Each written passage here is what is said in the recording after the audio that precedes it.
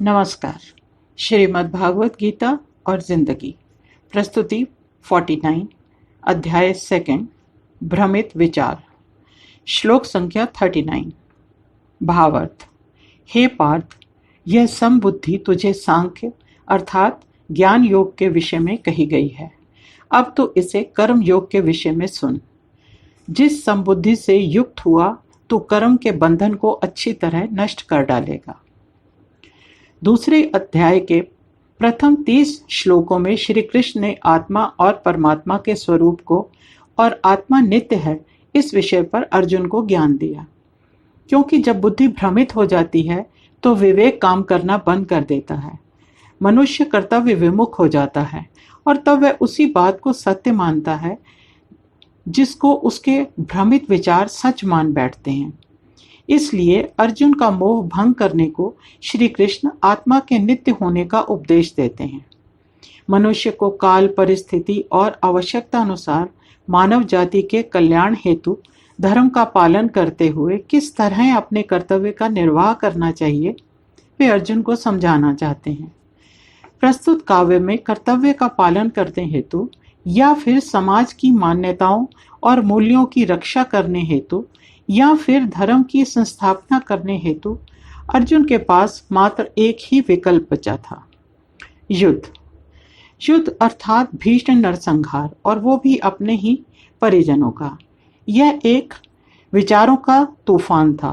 भारत भूखंड के अधिकतर लोग विलासिता और वैभव के दास थे और उसे साम दाम दंड भेद पा लेना अपना हक समझते थे। विचारों की यह आंधी जन जन के हृदय में उमड़ पड़ी थी, यथा राजा तथा प्रजा। इसीलिए श्री कृष्ण ने धृतराष्ट्र और दुर्योधन को सही निर्णय और प्रजा के हित में निर्णय लेने का अनुरोध किया। उन्हें युद्ध के परिणाम से अवगत कराया। यह परिस्थिति सभी के लिए कष्टदायिनी थी, वो चाहे पक्ष में रहकर मिले या विपक्ष में। नुकसान सबका बराबर ही होने वाला था। अहंकार और लोभ ऐसी दो विचारधाराएं हैं जो इंसान की सोच पर एक गहरा काला घने बादल जैसा आवरण डाल देती हैं। जब किसी राजा की सोच स्वार्थ भरी हो तो प्रजा को इससे क्षय मिलती है और इससे चारों ओर आतंक और अराजकता फैल जाती है। स्पष्ट है कि श्री कृष्ण की सलाह का कौरवों पर कोई प्रभाव नहीं पड़ा। दिन पर दिन उग्रता बढ़ती गई। ऐसे में किसी उचित परिवर्तन की संभावना समाप्त हो जाती है। जन साधारण को सामाजिक और धर्मानुसार हितों के मूल्य को कैसे समझाया जाए, आप उस काल की परिस्थिति को देखें या आज की। हालात का बिगड़ते जाना जितना सरल है, परिवर्तन उतना ही कठिन। ऐसे उदाहरण इतिहास में अनेक हैं या कहें अनगिनत हैं, जहां सामाजिक उत्थान का एकमात्र विकल्प युद्ध ही रह गया था। कई राज्य बने और कई राज्य काल की गति में लुप्त हो गए। अहंकार और लोभ कई युद्धों का कारण बने। स्वार्थ की भावना ने सदा ही राज्यों को तहस नहस करने की भूमिका निभाई है। मनुष्य का अहंकार उसका सर्वनाश कर सकता है। हो सकता है भौतिकता की हानि प्रत्यक्ष ना दिखाई पड़े, हो सकता है समाज में प्रतिष्ठा भी बनी रहे, पर इतना निश्चित जानिए कि ऐसे व्यक्ति अपने आप से हार चुके होते हैं। अंतरात्मा से उठती असफलता की गूंज बिना ध्वनि के, बिना शस्त्र के बहुत गहरे आघात निरंतर करती रहती है। दुर्योधन भी जानता था कि वो अन्याय कर रहा है, दूसरे का अधिकार छीन रहा है, पर उसे न्याय स्वीकार न था। दुर्योधन की यलगार अहंकार से भरी थी और अर्जुन अन्याय सहकर भी अपने परिजनों की सुरक्षा की राह ढूंढ रहा था। पर कुरुक्षेत्र में भी कोई दूसरा विकल्प नहीं बचा था। धर्म की संस्थापना के लिए अर्जुन का धनुष उठाना अनिवार्य हो गया था। अर्जुन का कहना था कि क्या युद्ध रोका नहीं जा सकता? अपनों का अपने ही हाथ संहार करके धर्म की संस्थापना हो सकेगी? अर्जुन की दुविधा यही थी, पर कृष्ण का उपदेश भी उचित था।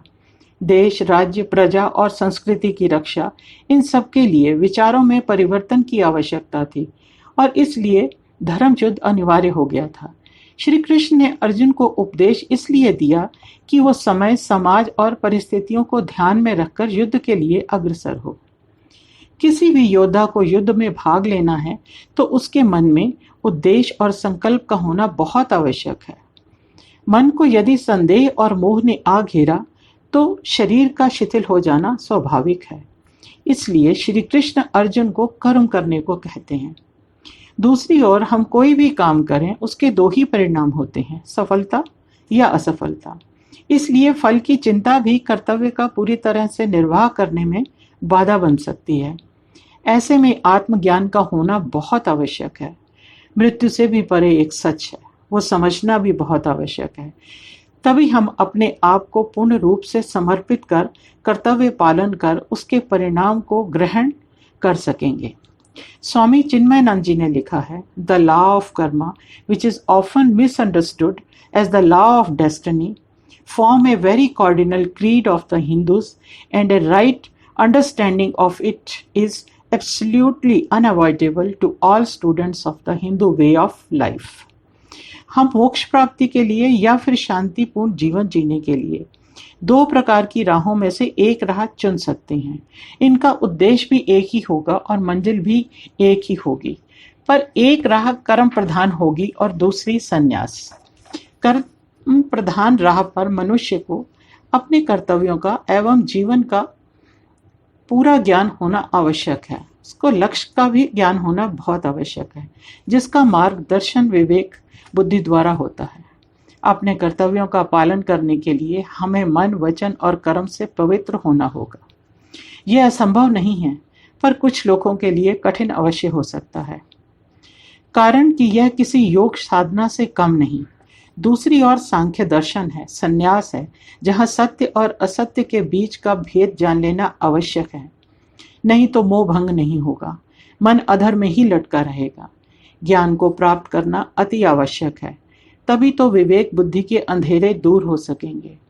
यदि हम ज्ञान को आत्मा का सच मानकर चलेंगे तो हम सामान्य स्तर से कहीं ऊंचा उठकर सोचने लगेंगे। अच्छे और बुरे का भेद हमें उचित राह दिखाएगा। अपनी राह का चयन करने का हक व्यक्ति विशेष का अपना भले ही हो, पर राह ऐसी होनी चाहिए जिस पर चलने से सबका भला हो, या दूसरे शब्दों में उस प्रयत्न में किसी दूसरे को कोई हानि ना पहुंचे, इस बात का सदा ध्यान रहे। ऐसे में कभी कभी गुरु की आवश्यकता होती है, जो अर्जुन को कृष्ण के रूप में मिली और हमें व आपको गीता के रूप में। धन्यवाद। नीरा भसीन।